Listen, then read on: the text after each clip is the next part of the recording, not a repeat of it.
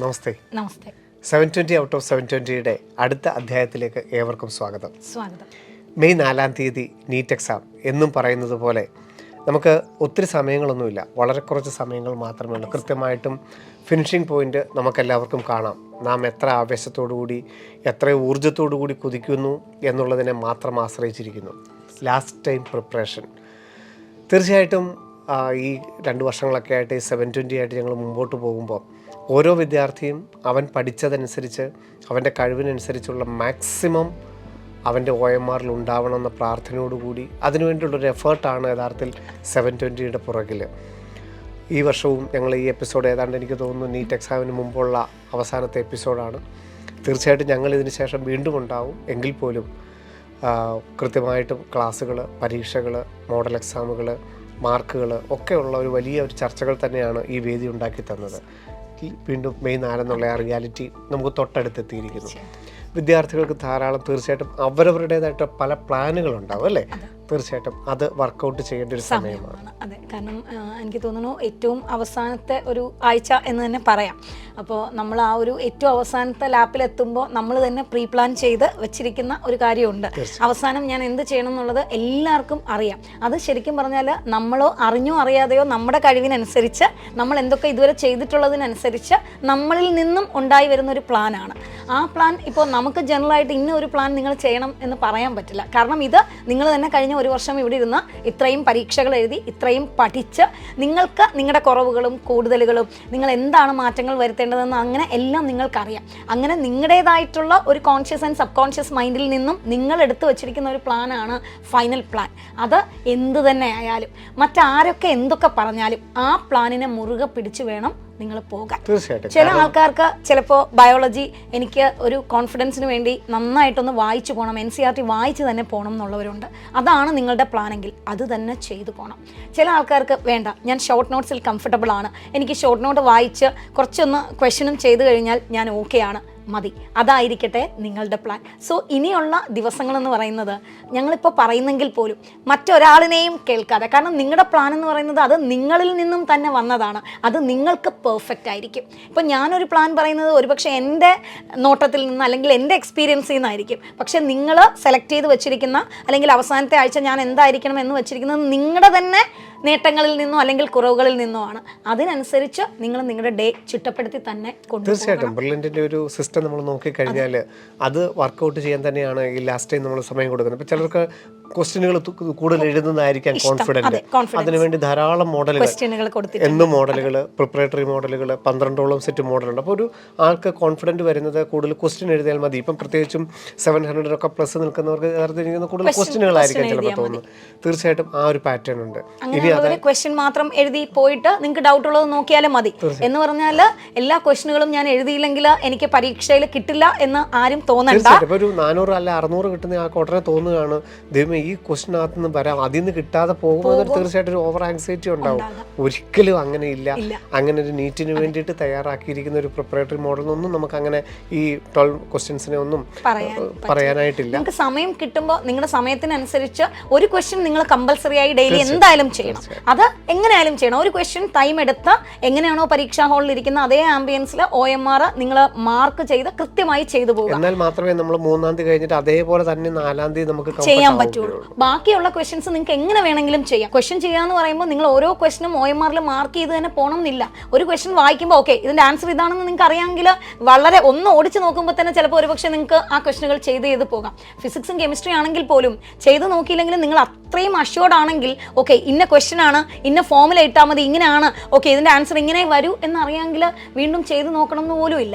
ഇനി ചില കുട്ടികൾക്ക് സാറ് പറഞ്ഞ പോലെ എനിക്ക് നമ്പർ കൂടി ചെയ്ത് നോക്കുന്നതിനനുസരിച്ചാണ് എൻ്റെ സ്പീഡും എൻ്റെ ആക്യുറസിയും കൂടുന്നതുണ്ടെങ്കിൽ ഡെഫിനറ്റ് ആയിട്ടും നിങ്ങൾക്ക് ചെയ്യാം. അവിടെ വീണ്ടും ഞാൻ തുടങ്ങിയെടുത്ത് തന്നെ നിൽക്കുകയാണ്. നിങ്ങളുടെ പ്ലാൻ അതാണ് ഇനി ഉള്ള ദിവസങ്ങളിൽ ഇംപ്ലിമെന്റ് ചെയ്യണം. കാരണം നീറ്റ് 2024-ലാണെങ്കിലും 2023-ലാണെങ്കിലും അതിന് മുമ്പൊക്കെ ആണെങ്കിലും ഈ വിജയിച്ച ഓരോ കുട്ടികളുമായിട്ട് ഞങ്ങൾ സംസാരിക്കുമ്പം അവരുടെ ലാസ്റ്റ് ടൈം പ്രിപ്പറേഷൻ എന്തായിരുന്നു എന്ന് ചോദിച്ചാൽ ഓരോരുത്തരും ഓരോ രീതിയാണ് പറഞ്ഞത്. കൂടുതൽ ആൾക്കാരും പറഞ്ഞതെന്ന് പറയുമ്പോൾ കോമൺ ആയിട്ട് വേണമെന്നുണ്ടെങ്കിൽ ഒരു ഇതിലോട്ട് എത്തിക്കഴിഞ്ഞാൽ ഓവറോൾ ഒന്ന് ചെക്ക് ചെയ്യുന്നതായിരുന്നു അല്ലേ നല്ലത്. കാരണം ഇത്രയും കണ്ടന്റുകൾ പഠിച്ചു വെച്ചിരിക്കുമ്പോൾ ഫോമുലാസ് ഒക്കെ ഉണ്ടെങ്കിൽ ഫോമുല ബുക്ക് ഒന്ന് റിവൈസ് ചെയ്യുക, ഷോർട്ട് നോട്ട് ഉണ്ടെങ്കിൽ ഒന്ന് റിവൈസ് ചെയ്യുക, ബയോളജി ഒക്കെ സ്റ്റേറ്റ്മെന്റ് വരാനുള്ള ചാപ്റ്റേഴ്സ് കൃത്യമായി കൃത്യമായിട്ട് ഒന്നുകൂടി ഒന്ന് വായിച്ചു നോക്കുക. And at the same time നിങ്ങളെ കൊണ്ട് പറ്റാകുന്ന അത്രയും നമ്പർ ഓഫ് ക്വസ്റ്റ്യൻസ് ഇതിൻ്റെ ഇടയിൽ കൂടി. കാരണം അവസാനത്തെ ഒരു 7 ദിവസം നമ്മൾ ചെയ്യുമ്പോൾ ഒരു കാരണവശാലും മറന്നു പോകാനുള്ള സാധ്യതയില്ല. അപ്പം നമുക്ക് ഏറ്റവും കോൺഫിഡൻ്റ് ആയിട്ടിരിക്കുന്ന അല്ലെങ്കിൽ ഏറ്റവും നമുക്ക് 100% അറിയാവുന്ന ഒരു ചാപ്റ്റർ ലാസ്റ്റ് ടൈം നമ്മൾ റിവൈസ് ചെയ്താൽ അതിൽ നിന്ന് ഒരു നെഗറ്റീവ് പോലും നമുക്ക് ഉണ്ടാവില്ല.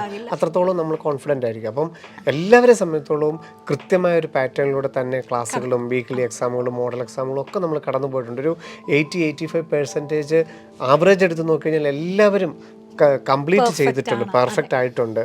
അതിൽ നമ്മളിനി ലാസ്റ്റ് ടൈം പ്രിപ്പറേഷനിൽ നിങ്ങളുടേതായിട്ടുള്ള രീതികൾ ഓവറോൾ ചെക്ക് ചെയ്യുകയാണ്. അതാണ് കൂടുതൽ പേര് പറഞ്ഞിരിക്കുന്നതെന്ന് മാത്രം. കാരണം എൻ്റെ ലാസ്റ്റ് ടൈം പ്രിപ്പറേഷൻ ഇപ്പോൾ ശ്രീനാഥ് ശർമ്മയിലാണെങ്കിലും നന്ദിതയാണെങ്കിലും ആര്യയാണെങ്കിലും ആരാണെങ്കിലും പറഞ്ഞിരിക്കുന്നത് ലാസ്റ്റ് ടൈം എനിക്ക് ഓവറോൾ ഒന്ന് ചെക്ക് ചെയ്യണമായിരുന്നു. ഞാൻ NCERTയുടെ ബയോളജി മൊത്തത്തോടെ ഒക്കെ ചെയ്തു. പത്മനാഭമേനോൻ പറഞ്ഞത് മാത്രമേ ഉള്ളൂ ഡിഫറൻ്റ് ആയിട്ട്. കാരണം ഞാൻ തെറ്റിപ്പോയതൊരു ഡയറിയിൽ എഴുതി വെച്ചിട്ടുണ്ടായിരുന്നു. അപ്പോൾ എനിക്ക് ലാസ്റ്റ് ടൈം ഞാൻ ആ തെറ്റിപ്പോയ ഡയറി മൊത്തം ഒന്ന് കവർ ചെയ്യായിരുന്നു എൻ്റെ പ്ലാൻ എന്ന് പറഞ്ഞിട്ടുണ്ട്. ഓൾമോസ്റ്റ് എല്ലാവരും പറഞ്ഞിരിക്കുന്നത് ലാസ്റ്റ് റിവിഷൻ അവൻ്റെ പ്ലാനിനനുസരിച്ച് ചെയ്യുക എന്നുള്ളത്. തിരിച്ച് വായിച്ച് നോക്കുന്നത് എപ്പോഴും നന്നായിരിക്കും. കാരണം ഇത്രയും കണ്ടന്റുകളുണ്ട്. അപ്പോൾ നിങ്ങൾ വിചാരിക്കും ഞങ്ങൾ ഇത്രയും ക്വസ്റ്റനുകളിലൂടെയാണ് കടന്നുപോയത്. മതി, നിങ്ങൾക്ക് ആ ക്വസ്റ്റനുകളിലൂടെ കടന്നു പോയപ്പോൾ ആ കണ്ടന്റുകളും ആ ചാപ്റ്ററും എല്ലാം കൃത്യമായിട്ട് മനസ്സിലുണ്ടെങ്കിൽ നിങ്ങൾ ഓക്കെ ആണെങ്കിൽ ഓക്കെയാണ്. അതല്ല, അതൊന്ന് റിവൈസ് ചെയ്യണം, എനിക്ക് ഒരു ഒന്നുകൂടെ നോക്കണം. ചില ചാപ്റ്റേഴ്സൊക്കെ വരുമ്പോൾ, പ്രത്യേകിച്ചും ബയോളജിയുടെ പേരുകളൊക്കെ വരുമ്പോൾ നിങ്ങൾക്ക് തന്നെ ഒരു തോന്നലുണ്ട് ഞാൻ മറന്നു പോയിട്ടുണ്ടോ എന്ന്. അതൊക്കെ ഒന്ന് വായിച്ച് നോക്കുന്നത് നന്നായിരിക്കും. തീർച്ചയായിട്ടും കെമിസ്ട്രി അതുപോലെ തന്നെ. കാരണം നമുക്കറിയാം മെമ്മറി ബേസ്ഡ് ക്വസ്റ്റ്യൻസ് ആണ്, മറന്നു പോകും. അത് തീർച്ചയായിട്ടും ലാസ്റ്റ് ടൈം അതെല്ലാം UPSC naming, periodic table, bonding, structure എല്ലാം തീർച്ചയായിട്ടും നമ്മൾ ലാസ്റ്റ് ടൈം നന്നായിട്ട് കവർ ചെയ്യണം. കാരണം ഓൾമോസ്റ്റ് നമ്മൾ എപ്പോഴും ഞങ്ങൾ പറയാറുള്ളത് പോലെ തന്നെ 180 ക്വസ്റ്റ്യൻസിൽ അറൗണ്ട് 150-160 ക്വസ്റ്റ്യൻസ് ആർക്കും ചെയ്യാവുന്ന വളരെ ഡയറക്റ്റ് ആയിട്ടുള്ള കൺസെപ്റ്റ് ബേസ്ഡ് ക്വസ്റ്റ്യൻസ് ആയിരിക്കും. അവിടെ നമ്മൾ ഒരു നെഗറ്റീവും വരുത്തുന്നില്ല. നമ്മളുടെ ടൈം അവിടെ ആയിരിക്കും മാനേജ് ചെയ്യുക എന്നുള്ളതാണ് നമ്മുടെ ഒന്നാമത്തെ പ്ലാൻ. പിന്നെയാണ് നമ്മൾക്ക് statement level, assertion reason, master following, പല വിധത്തിലുള്ള നമ്മളുടെ 700 അപ്പുറത്തേക്ക് എത്താനുള്ള നമ്മുടെ പ്ലാനുകൾ വർക്കൗട്ട് ചെയ്യേണ്ടത്. അപ്പം അതിൽ നമ്മൾ എത്രത്തോളം കോൺഫിഡൻ്റ് ആയിട്ട് മുമ്പോട്ട് പോകുന്നതിന് ഏത് രീതിയാണോ ലാസ്റ്റ് 5 days അല്ലെങ്കിൽ 6 days വർക്കൗട്ട് ചെയ്യേണ്ടത് എന്നുള്ളതിനെ കുറിച്ച് കൃത്യമായിട്ട് അവന് മനസ്സിലാക്കണം. അതിന് ഉള്ള സമയമായി ഇനി അവൻ്റെ പ്ലാൻ മനസ്സിലാക്കണം. ഇപ്പോൾ തന്നെ അത് നിങ്ങൾക്ക് അറിയാമായിരിക്കും. കാരണം ഇത്രയും ക്ലാസ്സുകൾ, ഇത്രയും പരീക്ഷകൾ, ക്ലാസ്സുകളെക്കാൾ ഉപരി ഇത്രയും പരീക്ഷകളിലൂടെ കടന്നു വന്നപ്പോൾ നിങ്ങൾക്ക് തന്നെ അറിയാം. കാരണം നിങ്ങൾ ഏത് മെത്തഡോളജി ഉപയോഗിച്ചപ്പോഴാണ്, ഏത് എക്സാമിനാണ് നിങ്ങൾക്ക് മാർക്ക് കൂടുതൽ കിട്ടിയത്, എവിടെയാണ് ഞാൻ വായിച്ചെഴുതിയ പരീക്ഷയ്ക്കാണോ എനിക്ക് കൂടുതൽ കിട്ടിയത്, അല്ലെങ്കിൽ ഞാൻ ചെയ്തെഴുതിയ പരീക്ഷയ്ക്കാണോ കൂടുതൽ കിട്ടിയത്, ഇതൊന്നും ഇല്ലാതെ എഴുതിയ പരീക്ഷയ്ക്കാണോ, ഇതെല്ലാം നിങ്ങൾക്ക് അറിയാം. അത്രയേറെ പരീക്ഷകളിലൂടെ നിങ്ങൾ കടന്നു പോയിട്ടുണ്ട്. സോ നിങ്ങൾക്ക് നിങ്ങളുടെ ഇഷ്ടത്തിനനുസരിച്ച് ചെയ്തു പോകാം. തീർച്ചയായും അതിനകത്ത് ക്വസ്റ്റ്യൻ ഇപ്പോൾ ഒരെണ്ണം ചെയ്യാൻ പറ്റിയില്ല, അല്ലെങ്കിൽ പ്രിപ്പറേറ്ററി ഒരെണ്ണം ചെയ്യാൻ പറ്റിയില്ല, അതൊന്നും നിങ്ങളെ ബാധിക്കില്ല. കാരണം ഈ 12 സെറ്റ് ക്വസ്റ്റ്യൻസ് വരുമ്പോൾ ഇത് ചെയ്ത് കഴിഞ്ഞാൽ എനിക്ക് പഠിക്കാൻ എത്ര സമയം ചോദിക്കുന്നവരുണ്ട്. അപ്പം ഒരു മോഡൽ എന്താണെങ്കിലും നിർബന്ധമായിട്ടും നീറ്റിൻ്റെ അതേ രീതിയിൽ തന്നെ ചെയ്യുക. ബാക്കിയുള്ളത് നിങ്ങളുടെ പ്ലാൻ എന്താണോ അതനുസരിച്ച് വർക്കൗട്ട് ചെയ്യുക. കാരണം നിങ്ങൾ എപ്പോഴും വിചാരിക്കേണ്ട ഒരു കാര്യം, ഒരു കണ്ടന്റ് അറിയാമെങ്കിൽ ഡെഫിനറ്റ് ആയിട്ടും ആ കണ്ടന്റിൽ നിന്നുള്ള ക്വസ്റ്റ്യൻസേ ഉള്ളൂ.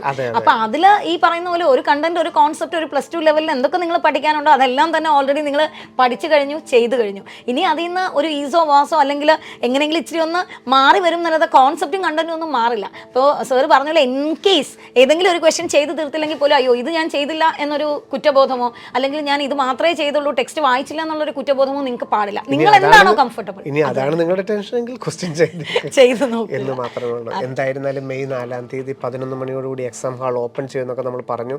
അപ്പോൾ ആ ഒരു കംഫർട്ട് ആകേണ്ട, കാം ആകേണ്ട ഒരു കാര്യം അല്ലേ? തീർച്ചയായിട്ടും ആ സിറ്റുവേഷനെ ഹാൻഡിൽ ചെയ്യുക. അതെ, ഇനി അതാണ് നിങ്ങൾ ചെയ്യേണ്ടത്. ആദ്യം തന്നെ എല്ലാ കാര്യങ്ങളും എടുത്തു വെക്കുക. തലേ ദിവസം ഹറിബറിയിൽ ഓടി ആ ഒരു എന്താ പറയണമെന്ന് നമ്മൾ 3-ാം തീയതി രാത്രിയല്ല ഇതിനെക്കുറിച്ച് ആലോചിക്കേണ്ടത്. നിങ്ങൾ ഹോസ്റ്റലിലായാലും വീട്ടിലായാലും എവിടെ ആയാലും നിങ്ങൾക്ക് കൊണ്ടുപോകാൻ ആവശ്യമുള്ള സാധനങ്ങൾ, ഇടേണ്ട ഡ്രസ്സ്, ചപ്പല് എല്ലാം തന്നെ റെഡിയാക്കി നേരത്തെ വയ്ക്കുക.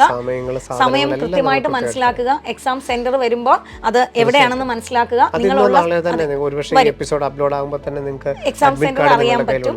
അപ്പോൾ നിങ്ങൾ നിൽക്കുന്ന സ്ഥലത്ത് നിന്ന് എക്സാം സെന്ററിലേക്ക് എത്ര ദൂരമുണ്ട്, അത് നിങ്ങൾ ബൈ ബസ്സാണ് പോകുന്നതെങ്കിൽ റെഗുലറായിട്ട് ബസ് ഉള്ള സമയങ്ങൾ എപ്പോഴാണ്, അല്ലെങ്കിൽ അത് എപ്പോഴും ബസ് ഉള്ള റൂട്ടാണോ, അല്ലെങ്കിൽ നിങ്ങൾ ബൈ ഓട്ടോ അല്ലെങ്കിൽ കാറാണെങ്കിൽ അതിന് എത്ര സമയം എടുക്കും, അങ്ങനെയുള്ള കാര്യങ്ങളെക്കുറിച്ചൊക്കെ ഇച്ചിരി ഒന്ന്, അത് നിങ്ങൾ തന്നെ അറിയാവണം എന്നില്ല. പാരന്റ്സ് കൂടെ പോകുന്നവരാണെങ്കിൽ നിങ്ങൾക്ക് അതിനെക്കുറിച്ചൊക്കെ ഒന്ന് കാൽക്കുലേറ്റ് ചെയ്ത് 11 മണിക്ക് ഓപ്പൺ ചെയ്യുമെങ്കിൽ ഒരു 10-ഓടുകൂടി തന്നെ എല്ലാവരും എക്സാം സെന്ററിൽ ചെല്ലുന്ന രീതിയിൽ റഷ് ചെയ്ത് ചെല്ലാതിരിക്കുക.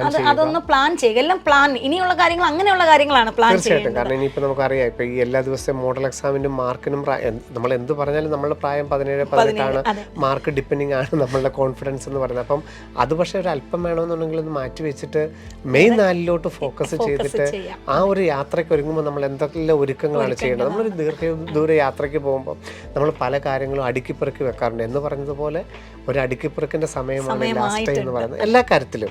അത് സന്തോഷത്തോടു കൂടി, കാരണം നിങ്ങൾ എപ്പോഴും വിചാരിക്കേണ്ടത് എൻ്റെ ആഗ്രഹത്തിലേക്കുള്ള ദൂരം ദേ ഏറ്റവും കുറഞ്ഞിരിക്കുന്നു എന്നുള്ളതാണ്. നമ്മൾ പലപ്പോഴും അങ്ങനെ അല്ല വിചാരിക്കുന്നത്, അയ്യോ പരീക്ഷ എന്നല്ല. ഇത് കുറച്ച് ദിവസങ്ങളോട് കഴിയുമ്പോൾ ഞാൻ എൻ്റെ ആഗ്രഹത്തിലേക്ക് എത്തി. അപ്പോൾ നിങ്ങളും നിങ്ങളുടെ ആഗ്രഹവും തമ്മിലുള്ള ദൂരം കുറഞ്ഞു വന്നുകൊണ്ടിരിക്കണം. അവിടെ ഏറ്റവും സന്തോഷമായിട്ട് ആ ആഗ്രഹത്തിലേക്ക് എത്തുക എന്നുള്ളതാണ് ഏറ്റവും കൃത്യമായിട്ട് അടുക്കി വെക്കുക.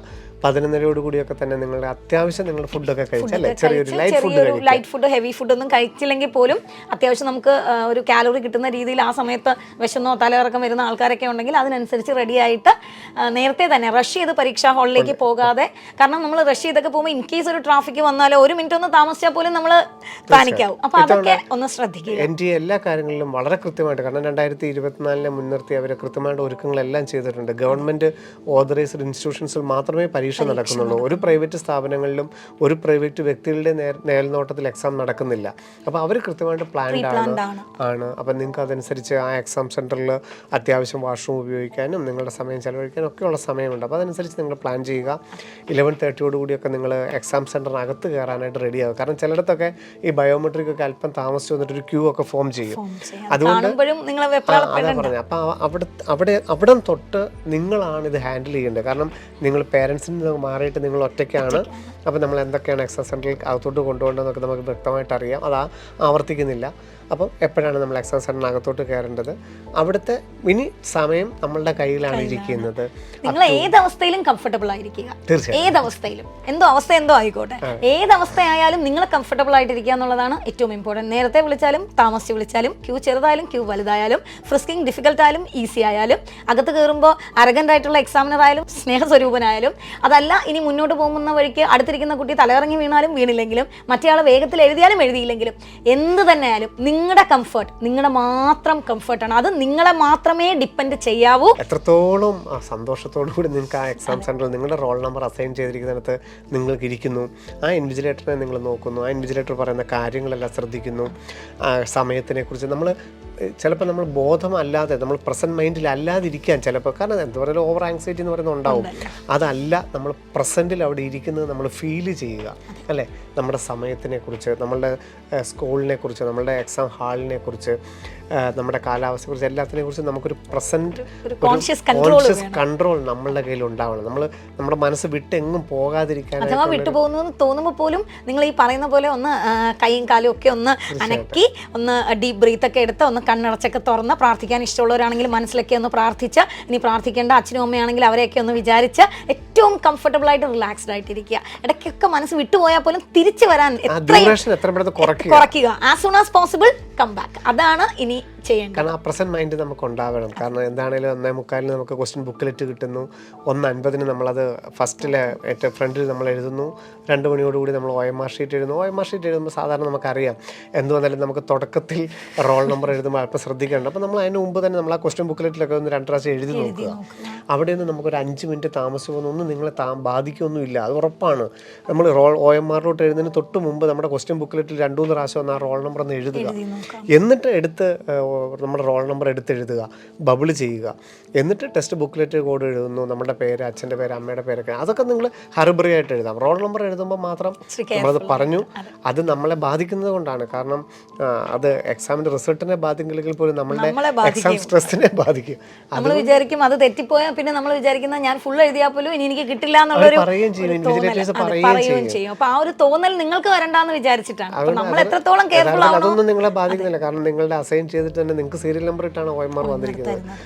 എന്നാൽ പോലും നമുക്ക് അവിടെ കംഫർട്ട് ആകാൻ വേണ്ടിയിട്ട് റോൾ നമ്പർ എഴുതുമ്പോൾ മാത്രം അല്പം കോൺഷ്യസ് ആവുക. നമുക്ക് ഹോൾ ടിക്കറ്റ് ഇന്നൊക്കെ കിട്ടുകയാണെങ്കിൽ ഇനി മുതൽ കുറേ പ്രാവശ്യം നിങ്ങൾ റോൾ നമ്പറൊക്കെ ഒന്ന് എഴുതി ബബിളൊക്കെ ചെയ്തൊന്ന് പ്രാക്ടീസ് ചെയ്യുക. എന്നാൽ പല പ്രാവശ്യം റോൾ നമ്പർ എഴുതി ബബിൾ ചെയ്ത് പ്രാക്ടീസ് ചെയ്തിട്ടൊക്കെ പോകുന്നത് വളരെ നല്ലതാണ്. വീട്ടിലിരുന്ന് എഴുതുമ്പോൾ നിങ്ങൾക്ക് വേണമെങ്കിൽ ഈ ഒരു നമ്പർ തന്നെ ഇനി എഴുതി ശീലിക്കാമല്ലോ. കാരണം ആപ്ലിക്കേഷൻ നമ്പർ ഉണ്ട്, കേരളയുടെ ആപ്ലിക്കേഷൻ നമ്പർ ഉണ്ട്, റോൾ നമ്പർ ഉണ്ട്, ഇവിടുത്തെ യൂസർ ഐ ഡി എഴുതി നന്നായിട്ട് പ്രാക്ടീസ് ചെയ്തവരാണ്. അപ്പോൾ അതിൽ നിന്ന് മാറിയിട്ട് എന്താണ് റോൾ നമ്പർ എന്നുള്ളതൊന്ന് എഴുതി പ്രാക്ടീസ് ചെയ്യുന്നത് നല്ലതാണ്, മനസ്സിൽ വെച്ച് പോവുക. തീർച്ചയായിട്ടും. ബാക്കിയുള്ള പേരുകളൊക്കെ യാതൊരു പ്രസക്തിയൊന്നുമില്ല, അതൊക്കെ ഒരു 10 സെക്കൻഡ് കൊണ്ട് എല്ലാം ഫില്ല് ചെയ്യുക. ദെൻ നമ്മൾ ക്വസ്റ്റ്യനിലോട്ട് കിടക്കുന്നു. ക്വസ്റ്റ്യൻ ബുക്ക്ലെറ്റിൽ 180 ക്വസ്റ്റ്യൻസും പ്രിന്റിംഗ് ഉണ്ടോയെന്ന് മാത്രമേ ദയവായിട്ട് നോക്കാവുള്ളൂ. ഒരു കാര്യം വെച്ചാലും ഇടയ്ക്കത്തെ പേജിന്റെ ക്വസ്റ്റ്യൻ്റെ ഡിഫിക്കൽട്ടി ലെവൽ നോക്കരുത്. നോക്കരുത്. ആ സമയത്ത് നമ്മൾ ചിലപ്പം ഈ പറയുന്ന പോലെ ഫസ്റ്റ് ഹാഫ് ആൻ അവർ നമ്മൾ എന്ത് കണ്ടാലും നമുക്ക് ചിലപ്പോൾ ഡിഫിക്കൽട്ട് ആണെന്ന് തോന്നിപ്പോകും. കാരണം അതുകൊണ്ട് നമ്മൾ എന്തായാലും നമ്മൾ ആ സിസ്റ്റമായിട്ട് ചേർന്ന് വരാനെടുക്കുന്ന ഒരു ഡ്യൂറേഷൻ ഉണ്ട്. ആ ഡ്യൂറേഷൻ നിങ്ങൾ കാണുമ്പോൾ തന്നെ ആലോചിക്കണം. ഈ ഡ്യൂറേഷനിൽ ഞാൻ എന്ത് കണ്ടാലും ചിലപ്പോൾ അത് കുറച്ച് കഴിയുമ്പോൾ ഒരു അരമണിക്കൂർ കഴിയുമ്പോൾ ഞാൻ എന്താണോ കണ്ടത് അതിൻ്റെ ഓപ്പോസിറ്റ് ആയിരിക്കും ഞാൻ കാണാൻ പോകുന്നത്. അപ്പോൾ ആ ഒരു ഹറിബറിയിൽ അങ്ങനെ മറിച്ച് അയ്യോ ഫിസിക്സ് പാട് അല്ലെങ്കിൽ കെമിസ്ട്രി പാട് ബയോളജി പാട്, ചിലപ്പോൾ നിങ്ങൾ അൺഫോർച്ചുനേറ്റ്ലി മറിക്കുമ്പോൾ ബയോളജിയുടെ കുറേ സ്റ്റേറ്റ്മെന്റുകളായിരിക്കും കാണുന്നത്. ഉടനെ തന്നെ നിങ്ങൾ അസ്യൂം ചെയ്യരുത് ഓക്കെ ഈ ക്വസ്റ്റ്യൻ മുഴുവൻ സ്റ്റേറ്റ്മെന്റ് ആണ് തീർന്നു, അങ്ങനെയൊന്നും വിചാരിക്കരുത്. പക്ഷെ അതിനകത്ത് വിചാരിക്കുക ഇതിനകത്ത് 160 ക്വസ്റ്റ്യൻസ് എനിക്ക് പറ്റിയതുണ്ട്, അതിനെ കണ്ടുപിടിക്കുകയും അതിനെ നെഗറ്റീവ് ഇല്ലാതാക്കുകയും കറക്റ്റായിട്ട് എഴുതുകയും ചെയ്യുന്നതാണ് എൻ്റെ ആദ്യത്തെ പ്ലാൻ. അതാണ് നമ്മൾ ആദ്യം വർക്കൗട്ട് ചെയ്യേണ്ടത്. ആദ്യത്തെ അരമണിക്കൂറിൽ തന്നെ നമുക്ക് എക്സാമിൻ്റെ ഒരു ഈസിനെസ് എത്രത്തോളം ഉണ്ടെന്ന് നിങ്ങൾക്ക് ബോധ്യമാകും.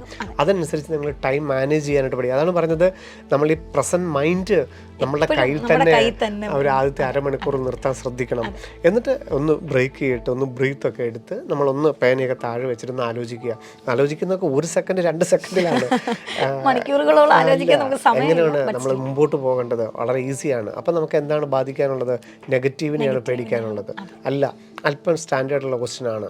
ഇവിടെ നമ്മൾ കുറച്ച് നന്നായിട്ട് വർക്ക് ചെയ്യേണ്ടതായിട്ടുണ്ട്. ഇപ്പം എന്ത് തന്നെ ആയാലും ഇപ്പം ക്വസ്റ്റ്യൻ ഈസി ആയാലും ഹറിബറിയിൽ തെറ്റിക്കാൻ പാടില്ല, ക്വസ്റ്റ്യൻ ഡിഫിക്കൽട്ട് ആയാൽ പേടിച്ച് തെറ്റിക്കാനും പാടില്ല. അപ്പോൾ ഈ എല്ലായിടത്തും അത് തന്നെയാണ് നമ്മുടെ പ്രസൻസ് ഓഫ് മൈൻഡിൻ്റെ ഒരു കാര്യം. അത് നിങ്ങൾ ചിലപ്പോൾ ആദ്യം വായിക്കുന്ന 2-3 ക്വസ്റ്റ്യൻ നല്ല ഡിഫിക്കൽട്ടി ലെവലിൽ വരുന്നതാണെങ്കിൽ പോലും പാനിക് ആവരുത്. അപ്പോൾ നിങ്ങൾ അപ്പോഴും വിചാരിക്കണം ഈ ക്വസ്റ്റ്യൻ്റെ ഒരു 5% എന്തായാലും ഇവിടെ റാങ്ക് എന്ന് പറയുന്ന ഒരു ഫാക്ടർ നമുക്ക് വേണം. അപ്പോൾ അതിന് വേണ്ടിയിട്ട് 95% എല്ലാവർക്കും എഴുതാൻ പറ്റുന്ന ക്വസ്റ്റ്യൻ ആണെങ്കിൽ ഒരു 5% എവിടെയെങ്കിലും ഒന്ന് മാറും. അപ്പോൾ നിങ്ങൾ ആദ്യം കണ്ടത് ആ 5% എന്ന് വിചാരിക്കാനുള്ള ഒരു ചിന്ത ആ സമയത്ത്. അതിനകത്ത് തന്നെ സ്റ്റേറ്റ്മെന്റ് ലെവൽ വന്നു, അല്ല മാസ്റ്റർ ഫോളോയിങ് അല്ല അസർഷനിസം വന്നാൽ അതിനെ അവിടെ നിന്ന് നിർത്തിയിട്ട് സ്കിപ്പ് ചെയ്തിട്ട് പോയി അടുത്തതിലോട്ട് പോകാനുള്ളതും ക്വസ്റ്റ്യൻ നമ്പർ നമ്മൾ സ്കിപ്പ് ചെയ്തു. ക്വസ്റ്റ്യൻ നമ്പറിനെ കുറിച്ചുള്ള ഒരു പ്രസന്റ് മൈൻഡ് എപ്പോഴും നമ്മുടെ ഉണ്ടാവണം. അതുപോലെ എഴുതുമ്പോൾ അപ്പം തന്നെ OMR ഫില്ല് ചെയ്ത് പോവുക.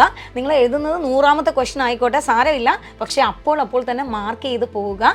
പിന്നെ ക്വസ്റ്റ്യൻ എളുപ്പമാകുന്നതിനനുസരിച്ച് ഹറിബറി പിടിച്ച് ബയോളജി നോക്കുമ്പോൾ തന്നെ നല്ല എളുപ്പം, എന്നാൽ പിന്നെ 30 മിനിറ്റ് കൊണ്ട് ഇത് ചെയ്തിട്ട് ബാക്കി സമയം മുഴുവൻ ഫിസിക്സ് ചെയ്യാമെന്ന് വിചാരിക്കരുത്. അവിടെയാണ് ഏറ്റവും കൂടുതൽ തെറ്റുകൾ വരാനുള്ള പോസിബിലിറ്റി. സോ എല്ലാ ക്വസ്റ്റ്യനും ശരിക്കും പറഞ്ഞാൽ ഫിസിക്സ് എന്നോ കെമിസ്ട്രി എന്നോ ബയോളജി എന്നോ അല്ല, ക്വസ്റ്റ്യൻ്റെ ലെവൽ ഓഫ് ഡിഫിക്കൽറ്റിയാണ് എത്ര സെക്കൻഡ് അല്ലെങ്കിൽ എത്ര മിനിറ്റ് ഞാൻ ക്വസ്റ്റ്യനിൽ യൂട്ടിലൈസ് ചെയ്യണമെന്ന് തീരുമാനിക്കുന്നത്. നിങ്ങളിപ്പോൾ എറണാകുളം മെഡിക്കൽ കോളേജിൽ പോയപ്പോഴും ആ കുട്ടികളെല്ലാം പറഞ്ഞതാണ് ഞങ്ങൾക്ക് അങ്ങനെ ഒരു പാറ്റേൺ അല്ല. ക്വസ്റ്റ്യൻ കണ്ടപ്പോൾ ഓക്കെ ഇതെനിക്ക് 30 സെക്കൻഡ് ചെയ്യാൻ പറ്റി, ഒരേ വെയിറ്റേജ് ആണ്. അപ്പോൾ അതുകൊണ്ട് അതും നിങ്ങൾ നോക്കി 1ാമത്തെ റൗണ്ട് 2ാമത്തെ റൗണ്ട് ചിലപ്പോൾ 3ാമത്തെ റൗണ്ട് വരുമ്പോൾ നിങ്ങൾ ഏറ്റവും ഡിഫിക്കൽട്ട് ആയിട്ട് കരുതിയിട്ടിരിക്കുന്ന ക്വസ്റ്റ്യൻ വളരെ സിമ്പിൾ ആയിട്ട് നിങ്ങൾക്ക് ചെയ്തെടുക്കാനും പറ്റും. കാരണം 3rd റൗണ്ട് ഒക്കെ ആകുമ്പോൾ നമ്മൾ ഭയങ്കര കംഫർട്ടബിൾ ആയിട്ടായിരിക്കും ആ ക്വസ്റ്റ്യനിലൂടെ കടന്നു പോകുന്നത്. എക്സാമിന്റെ അറ്റ്മോസ്ഫിയർ എല്ലാം നമുക്ക് അനുകൂലമായി. അപ്പോൾ പിന്നെ ലാസ്റ്റ് 30 മിനിറ്റ്സ് അല്ലെങ്കിൽ 20 മിനിറ്റ്സ് നമ്മൾ ഈ ഏറ്റവും ഡിഫിക്കൽട്ടുള്ള ക്വസ്റ്റ്യൻസ് അവസാനത്തേക്ക് മാറ്റി വെക്കാൻ പറയുന്നത് പോലും അതാണ്. കാരണം അപ്പോഴത്തേക്ക് നമ്മൾ ഫിസിക്കൽ ആൻഡ് മെന്റൽ അവിടെ സെറ്റ് ആയി കഴിഞ്ഞു. പിന്നെ ചിലപ്പോൾ നിങ്ങൾ ഈ വായിച്ച് നോക്കുന്ന നിങ്ങൾ ഏറ്റവും ഡിഫിക്കൽട്ടായിട്ട് ഇട്ടിരിക്കുന്ന ക്വസ്റ്റ്യൻ ആയിരിക്കണം, ചിലപ്പോൾ നിങ്ങൾ ഏറ്റവും വേഗത്തിൽ ഒരു 30 സെക്കൻഡ്സ് കൊണ്ട് നിങ്ങൾക്ക് ചിലപ്പം ആൻസർ കിട്ടിയേക്കാം. അപ്പോൾ അതെല്ലാം വളരെ എന്താ പറയുക, നമ്മുടെ കയ്യിൽ തന്നെ നമ്മൾ ഉണ്ടാകണം. അതാണ് ഏറ്റവും ഇമ്പോർട്ടൻ്റ് ആയിട്ടുള്ള കാര്യം. ഹോളിൽ എന്ത് തന്നെ നടന്നോട്ടെ, ഇൻവിജിലേറ്റർ അടുത്തുള്ള കുട്ടിയെ വഴക്ക് പറഞ്ഞോട്ടെ, വഴക്ക് പറയാതിരുന്നോട്ടെ, ആ കുട്ടി പാനിക്കായിട്ട് കരയുകയോ എണീറ്റ് പോവുകയോ എന്തെങ്കിലും ചെയ്തോട്ടെ, അല്ലെങ്കിൽ ഇൻവിജിലേറ്റർ റൂഡായിട്ട് നിങ്ങളെ തന്നെ എന്തെങ്കിലും പറഞ്ഞോട്ടെ, ഇതൊന്നും തന്നെ നിങ്ങളെ ബാധിക്കുന്ന കാര്യമേ അല്ല എന്ന് വിചാരിക്കുക. അദ്ദേഹത്തോട് എന്തെങ്കിലും ചോദിക്കാനുണ്ട്, പറയാനുണ്ടെങ്കിൽ ഏറ്റവും കാമായിട്ട് റെസ്പെക്ട്ഫുൾ ആയിട്ട് പൊളൈറ്റ് ആയിട്ട് അദ്ദേഹത്തോട് സംസാരിക്കുക. എപ്പോഴും മനസ്സിലാക്കുക, നിങ്ങളെക്കാളും എന്തായാലും എഡ്യൂക്കേഷൻ ആയാലും ഏജ് ആയാലും ഒക്കെ മുകളിലുള്ള ഒരാളാണ്. ഏറ്റവും റെസ്പെക്ട്, ചിലപ്പം അദ്ദേഹം പറയുന്നത് നിങ്ങൾക്ക് തന്നെ അറിയാമായിരിക്കാം ഇത് തെറ്റാണ്, ഇങ്ങനെ അല്ല എന്നറിയാം, പക്ഷെ എങ്കിൽ പോലും അത് പറഞ്ഞു കൊടുക്കുമ്പോൾ ഏറ്റവും പൊളൈറ്റ് ആയിട്ട് തന്നെ ഏറ്റവും ജനറസ് ആയിട്ട് തന്നെ ബിഹേവ് ചെയ്യുക. പിന്നെ മറ്റൊരു കാര്യങ്ങളും നിങ്ങളെ ബാധിക്കാതെ 180 ക്വസ്റ്റ്യൻസ് 180 മിനിറ്റ്സ് ഇത് മാത്രമേ ഉള്ളൂ. നമുക്ക് നീറ്റ് 2025 ബാധിക്കുന്നതും നമ്മുടെ റാങ്ക് ഡിസൈഡ് ചെയ്യുന്നതും അത് ഏറ്റവും നല്ല സ്മാർട്ടായിട്ട് തന്നെ ഉപയോഗിക്കുക. ദെൻ എക്സാം ഓൾമോസ്റ്റ് റൗണ്ട് തീർന്നു കഴിയുമ്പം നമുക്ക് 5 മണിയോടുകൂടി നമ്മളുടെ OMR തിരിച്ചു കൊടുത്തേ പറ്റുള്ളൂ. അതിന് ശേഷം ഒരു 5 മിനിറ്റ് പോലും 1 മിനിറ്റ് പോലും നമുക്കത് കയ്യിൽ വെക്കാനുള്ള അവസരമില്ല നമുക്ക്. അതുകൊണ്ട് കംഫർട്ടായിട്ട് തന്നെ നമ്മൾ ഓരോ ക്വസ്റ്റ്യനും വായിച്ച് അതിൻ്റെ ഡാറ്റ അനലൈസ് ചെയ്ത് കൃത്യമായിട്ട് ആൻസറിലോട്ട് എത്തി തന്നെ മുമ്പോട്ട് പോകുന്നതാണ് ഏറ്റവും നല്ല രീതി തന്നെ. അവിടെ ഇനി നിങ്ങൾക്ക് എന്തെങ്കിലും ഒരു ഡിഫിക്കൽട്ടി ലെവലിലോട്ട് നിങ്ങൾ പോകുന്നുണ്ടെങ്കിൽ അതൊന്ന് സ്കിപ്പ് ചെയ്യാനുള്ള തൻ്റെടം കാണിക്കുക. അത് തന്നെയാണ് വേണ്ടത്. അത് എപ്പോഴും നിങ്ങൾ ആ ഒരു ഞാൻ നെഗറ്റീവ് അറ്റൻഡ് ചെയ്യണോ, എനിക്ക് ഷുവർട്ടി ഉണ്ടോ, ഇതൊക്കെ നിങ്ങളുടെ ഒരു പ്രീവിയസ് മാർക്കിൻ്റെ അല്ലെങ്കിൽ പ്രീവിയസ് എന്ന് പറഞ്ഞാൽ ആ നിമിഷം അത്രയും സമയം കൊണ്ട് നിങ്ങൾക്ക് എത്ര മാർക്ക് നിങ്ങൾ അച്ചീവ് ചെയ്തിട്ടുണ്ട്, ഇനി എത്ര മാർക്ക് തെറ്റിയാൽ എത്ര കുറയും എത്ര കൂടും, അതിൽ ആ ഒരു കാൽക്കുലേഷൻ അനുസരിച്ച് അനുസരിച്ച് വേണം നിങ്ങൾ നെഗറ്റീവിലേക്ക് പോകാൻ. പിന്നെ അവിടെ വരുമ്പോഴാണ് ഓപ്ഷൻ എലിമിനേറ്റ് ചെയ്ത് നോക്കാം, നിങ്ങളുടെ ഒരു തിങ്കിങ് പവർ, ബാക്കിയുള്ള കാര്യങ്ങൾ പല ചാപ്റ്റേഴ്സുമായിട്ട് ഇന്റർകണക്ട് ചെയ്തൊക്കെ നോക്കാം. പക്ഷേ നോക്കുമ്പോൾ എപ്പോഴും ആലോചിക്കേണ്ടത് അത്രയും നേരം ഞാൻ എഴുതിയ പരീക്ഷയിൽ ബാക്കി എത്രയും ഞാൻ എഴുതിയിട്ടുണ്ട്, 175 ക്വസ്റ്റ്യൻസ് ഞാൻ എഴുതിയിട്ടുണ്ട്. അപ്പോൾ ഈ 175 ക്വസ്റ്റ്യനിൽ എനിക്ക് എത്ര മാർക്ക് കിട്ടും, റാങ്കിൽ നിന്ന് ഞാൻ റാങ്കിനകത്താണോ അതോ പുറത്താണോ, ഇനി നെഗറ്റീവ് എഴുതിയാൽ എനിക്കത് എന്താണ് വരേണ്ടത്, ആ ഒരു കാൽക്കുലേഷൻ ആണ് നിങ്ങൾ ഇനി ഫൈനൽ ഞാൻ നെഗറ്റീവ് അറ്റൻഡ് ചെയ്യണോ വേണ്ടതെന്ന് തീരുമാനിക്കുന്നത്. 5 മിനിറ്റ്സിന്. കാരണം അതുപോലെ തന്നെ എല്ലാ ചോദ്യങ്ങൾക്കും നിങ്ങൾ ക്വസ്റ്റ്യൻ പേപ്പറിൽ ആൻസർ കാണുമോ, എല്ലാത്തിലും OMRലും കൂടെ ആൻസർ ഉണ്ടോ എന്ന് ലാസ്റ്റ് 5 മിനിറ്റ്സ് ഓവറോൾ ഒന്ന് ചെക്ക് ചെയ്യണം. ചില കുട്ടികളെങ്കിലും പറഞ്ഞിട്ടുണ്ട്, ഞാൻ ക്വസ്റ്റ്യൻ പേപ്പറിൽ 2 എണ്ണം മാർക്ക് ചെയ്തിട്ടുണ്ടായിരുന്നു, OMRൽ മാർക്ക് ചെയ്തിട്ടില്ല, അതിന് NDAക്ക് മാർക്ക് തരാനാവില്ല. അതുകൊണ്ട് ലാസ്റ്റ് 5 മിനിറ്റ്സ് അല്ലെങ്കിൽ 1 or 2 മിനിറ്റ്സിൽ ചെയ്യുമ്പം നമ്മുടെ ക്വസ്റ്റ്യൻ പേപ്പറിലുള്ള എല്ലാ ആൻസറും നമ്മൾ OMR രേഖപ്പെടുത്തി എന്നുള്ളത് OMR നോക്കി മനസ്സിലാക്കിയിട്ട്, അപ്പോൾ OMRൽ എവിടെയാണ് ബ്ലാങ്ക് കാണുന്നത് നോക്കുക, അതിൻ്റെ കറസ്പോണ്ടിങ് ആയിട്ടുള്ള ക്വസ്റ്റ്യൻ പേപ്പർ ഒന്ന് എടുത്ത് നോക്കുക. ഞാൻ അതായത് പർപ്പസ്ഫുള്ളി നിങ്ങൾ അറിയാത്തോണ്ട് വിട്ടതാണോ അതോ ചെയ്തിട്ട് മാർക്ക് ചെയ്യാൻ മറന്നതാണോ എന്നൊക്കെ ഒന്ന് OMRൽ മൊത്തം 180 എണ്ണത്തിലൂടെ ഒന്ന് ഓടിച്ചു നോക്കാനുള്ള സമയമാണ് ലാസ്റ്റ് ടൈം. ദെൻ നമ്മുടെ നീറ്റ് 2025 ഫൈനൽ ആയിട്ടുണ്ട്.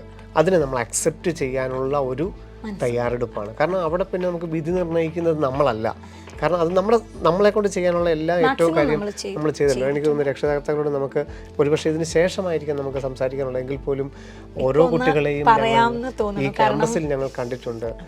ഓരോരുത്തരും ഒരു വ്യക്തിയെ പോലും ഞങ്ങൾക്ക് മാറ്റി നിർത്താനാവില്ല. കാരണം ക്ലാസ് അറ്റൻഡ് ഹാർഡ് വർക്ക് ചെയ്തിട്ടാണ് അവർ 9:30 വരെ ഇവിടെ റെഫറൻസിനൊക്കെ ഇരുന്ന് പഠിക്കുന്നു. രാത്രികളിൽ അവർ എത്രത്തോളം അവർ കഷ്ടപ്പെടുന്നു നമുക്കറിയാം. പിന്നെ എനിക്ക് തോന്നുന്നു സാർ ഇതിൻ്റെ കൂടെ ഏറ്റവും കയറ്റി പറയേണ്ട ഒരു കാര്യം, ഇവരിപ്പോൾ പല കുട്ടികളും വീട്ടിലേക്കൊക്കെ പോയി തുടങ്ങിയിട്ടുണ്ട് വീട്ടിൽ നിന്ന് പരീക്ഷ എഴുതാൻ. അപ്പോൾ കുട്ടികൾ വീട്ടിലേക്ക് വരുമ്പോൾ ഇനി ഒരാഴ്ചയുണ്ട്, നിൻ്റെ മാർക്ക് കഴിഞ്ഞത് ഇങ്ങനെ, ഇത്ര ക്വസ്റ്റ്യൻ എഴുതിയില്ലേ. അപ്പോൾ ഈ ഒരു ആഴ്ച നമുക്ക് തൽക്കാലം മാർക്കുകളെ കുറിച്ചോ ഒരു കമ്പാരിസണോ ഒഴിവാക്കാം. കാരണം ഇത്ര മാർക്കല്ലേ ഉള്ളൂ, ഇപ്പോഴാണ് ഡിസ്കസ് ചെയ്യുന്നത്. അപ്പൊ അങ്ങനെയുള്ള ഡിസ്കഷൻസ് ഒക്കെ തന്നെ നമുക്ക് മെയ് 4-ാം തീയതിക്ക് ശേഷം നമുക്ക് ഇഷ്ടം പോലെ സമയമുണ്ട്. അപ്പൊ ആ സമയത്ത് എന്ത് കോഴ്സ് പഠിക്കണമെന്ന് നീ ഇത് കിട്ടത്തില്ല, അപ്പൊ നിനക്ക് വേറെ കോഴ്സിന് ആലോചിക്കാം. ഇതൊക്കെ നമുക്ക് ഈ ഒരാഴ്ച നമുക്കൊന്നും മിണ്ടാതിരിക്കാം. പിന്നെ കുഞ്ഞ് വരുമ്പോഴും നിന്റെ കൂടെയുള്ള കുട്ടി കഴിഞ്ഞ പരീക്ഷ ഇങ്ങനെ എഴുതി, ഇന്ന് നിനക്ക് ഇത്ര മാർക്കിന്റെ കുറവുണ്ട്, അപ്പോൾ ഫിസിക്സ് ആണ് കുറവ്, ഇനി അടുത്ത ഒരാഴ്ച നീ ഫിസിക്സ് പഠിച്ചാൽ മതി എന്ന് അവനോട് പറയണ്ട. കാരണം നേരത്തെ പറഞ്ഞാൽ അവനൊരു പ്ലാൻ ഉണ്ടാവും. ആ പ്ലാനിനനുസരിച്ച് ചിലപ്പോൾ ഒരു പക്ഷേ ഫിസിക്സിന് മാർക്ക് കുറവാണെങ്കിൽ അവൻ ആ സമയം കൂടെ കെമിസ്ട്രിയിലായിരിക്കും സ്കോർ ചെയ്യാൻ ശ്രമിക്കുന്നത്. അപ്പോൾ നമ്മൾ അവനോട് പറഞ്ഞ് ഫിസിക്സ് പഠിപ്പിച്ച കെമിസ്ട്രിയും കൂടെ ഇല്ലാതാക്കണ്ട. അപ്പോൾ തൽക്കാലം കുട്ടികൾ ഏറ്റവും ഇപ്പം എനിക്ക് തോന്നുന്നു 1 വർഷം മാറിയൊക്കെ നിന്നിട്ട് തന്നെ വീട്ടിലെത്തുന്ന കുട്ടികളാണ്. അപ്പോൾ അവരോട് തൽക്കാലം ഈ ഒരാഴ്ച നമുക്ക് പരീക്ഷയെക്കുറിച്ച് പകരം അവരോട് തന്നെ പറഞ്ഞ് മനസ്സിലാക്കാം, നമ്മൾ ഇത്ര ദൂരം ഇത്ര സമയമേ ഉള്ളൂ എക്സാം ഹാളിലേക്ക് പോകാൻ, ഞങ്ങൾ നിന്നെ കൊണ്ടാക്കാം. അങ്ങനെയുള്ള കാര്യങ്ങളൊക്കെ വളരെ ഹെൽത്തി ആയിട്ട് നമുക്ക് ചർച്ച ചെയ്യാം.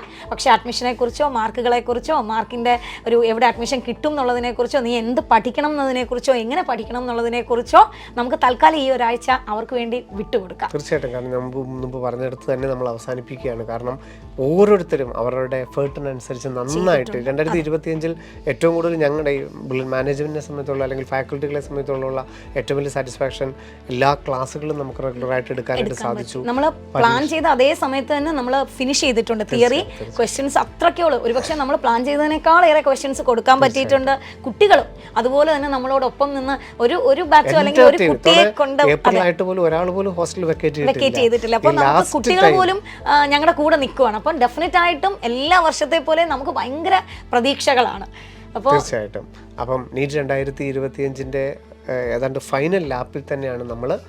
ബാക്കി ഞങ്ങൾ എപ്പോഴും കൂടെ ഉണ്ടാവും. കാരണം ഇതുകൊണ്ട് തിരികെയല്ല നീറ്റ് 2025 ബുള്ളറ്റിൻ്റെ റിപ്പീറ്ററോ റെസിഡൻഷ്യൽ ബാച്ചിലോ ഒന്നും ഇപ്പോഴല്ല തീരുന്നത്. പക്ഷേ റിയാലിറ്റി എന്ന് പറയുന്നത് മെയ് 4-ാം തീയതി അടുത്തെത്തിയിരിക്കുന്നു എന്നുള്ളത് തന്നെ മനസ്സിലാക്കുക. കഴിഞ്ഞ പ്രാവശ്യം എനിക്ക് തോന്നുന്നു ഞങ്ങൾ ഈ 720 തുടങ്ങുമ്പോൾ നമ്മളെപ്പോഴും പറയുന്നത് 720യും കൊണ്ട് ഞങ്ങൾ ഇവിടെ വരുമെന്ന്. കഴിഞ്ഞ വർഷം ഭാഗ്യം പോലെ ഞങ്ങൾ ശ്രീനന്ദ് ശർമ്മനെയും കൊണ്ട് ഡൽഹി എയിംസിൽ നിന്ന് തന്നെ നിങ്ങളുടെ അടുത്ത് എത്താൻ ഭാഗ്യമുണ്ടായി. അപ്പോൾ ഈ വർഷം ഒരുപക്ഷെ നീറ്റിൻ്റെ റിസൾട്ട് വരുമ്പോൾ ഒന്നിലധികം 720സിനെ കൊണ്ടുവന്ന് നിങ്ങളുടെ അടുത്ത് പ്രസൻറ്റ് ചെയ്യണം എന്നുള്ളതാണ് ഞങ്ങൾ എൻറ്റയർ ബ്രില്യൻ കുടുംബത്തിൻ്റെ ആഗ്രഹം. അതിന് കാലിബറുള്ള അതിനുവേണ്ടി വർക്ക് ചെയ്യുന്ന ഒരുപാട് കുട്ടികൾ നമുക്ക് ക്യാമ്പസിൽ അവൈലബിൾ ആണ്. അപ്പോൾ നിങ്ങളെല്ലാവരും അതിന് കാലിബറുള്ള കുട്ടികളാണ്. നിങ്ങൾ ഇനി ഒറ്റ കാര്യമേ ചെയ്യേണ്ടൂ, ഏറ്റവും കംഫർട്ടബിളായിട്ട്, ഏറ്റവും റിലാക്സ്ഡ് ആയിട്ട്, ഏറ്റവും കാമായിട്ടിരിക്കൂ.